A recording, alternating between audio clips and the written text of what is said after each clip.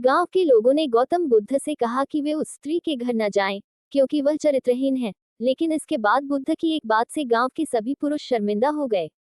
बौद्ध धर्म के संस्थापक महात्मा बुद्ध के जीवन से जुड़े कई ऐसे प्रसंग प्रचलित हैं, जिनमें जीवन प्रबंधन के सूत्र छिपे हैं। अगर इन प्रसंगों की सीख ली जाए तो हमारा जीवन में सुखी बन सकता है।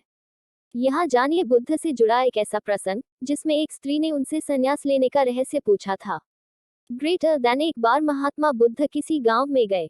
वहां एक स्त्री ने उनसे पूछा कि आप तो किसी राजकुमार की तरह दिखते हैं, आपने युवावस्था में गेरुआ वस्त्र क्यों धारण किया है?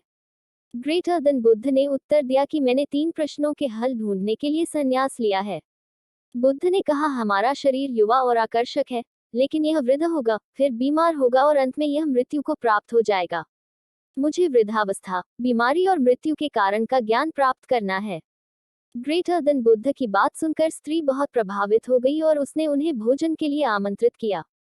ग्रेटर देन जैसे ही ये बात गांव के लोगों को मालूम हुई तो सभी ने बुद्ध से कहा कि वे उस स्त्री के यहाँ न जाए, क्योंकि वह स्त्री चरित्रहीन है। बुद्ध ने गांव के सरपंच से पूछा कि क्या ये बात सही है। ग्रेटर देन सरपंच ने भी गांव के लोगों की बात में सहमति जताई।